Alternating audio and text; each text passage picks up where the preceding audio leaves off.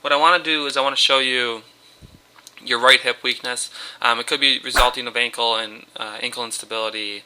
I believe that was on the right side, and also the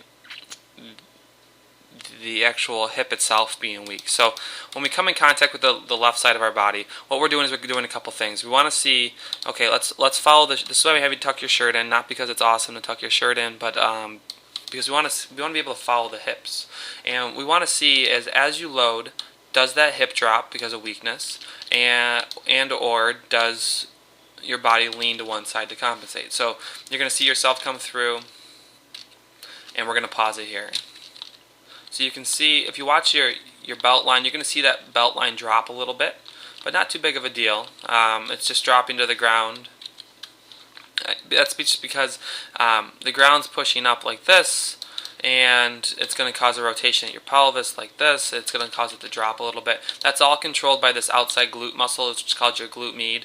It grabs onto your pelvis right at the top here, up top, and then it tries to stabilize the pelvis through there. So we see that you have really good position here. If we drop a plumb line down and just kind of say how symmetrical are you, we can see that the head is right on, the elbows are nice, the foot and ankle, we'll talk a little bit more on the front view as far as that position because it's a little wide, but everything looks really symmetrical. So we see the left side, okay, looks pretty good. I'm going to talk about the knee position in a minute and the foot and ankle, but everything looks really good.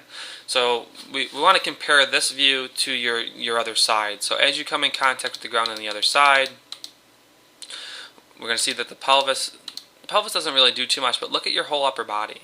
Okay, look at how you are. This is going to go into arm position as well. You're dipping to the side. Your whole spine is curving up and over to that right side, and that's due to hip weakness, foot and ankle weakness, foot and ankle immobility, or hypomobility, where you're not moving as well. You're tipping everything to that right side in an effort to make it easier. So if we look, a couple other things. You look at the arm position, which I'll talk about in a minute. Look at how the right arm's kicking way out to the side.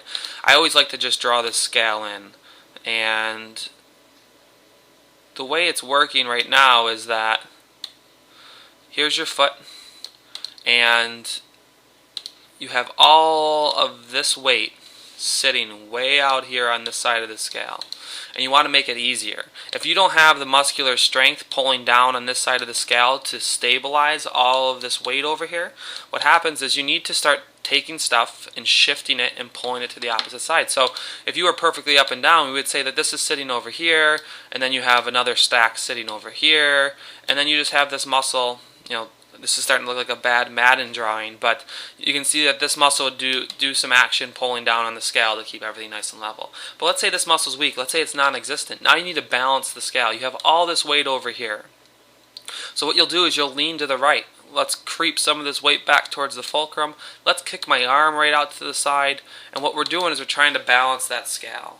You're in and around that right-sided chain. Everything's off balance. There's no strength. So you're shifting your body around. Your brain's calibrating itself to keep you upright, keep you balanced. So that arm kicks out to the side. Look at how closely, let's see what I can do here, get rid of some of these lines.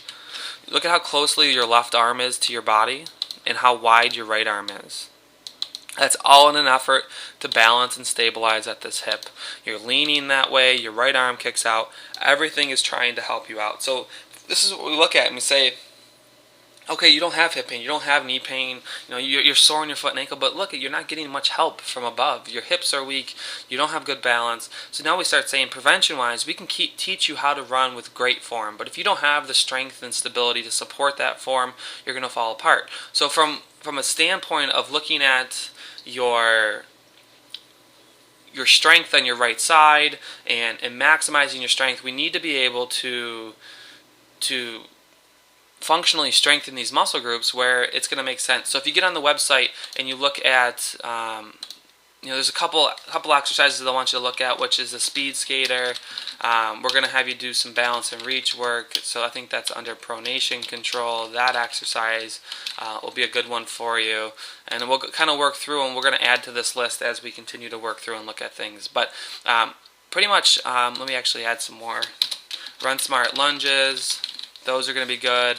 The squat matrix, these are all really good. If you go through some of the boot camp stuff, it's going to teach you how to strengthen these muscle groups because it's definitely needed. So make sure you take a look at some of that stuff. We can see a lot of right-sided hip weakness.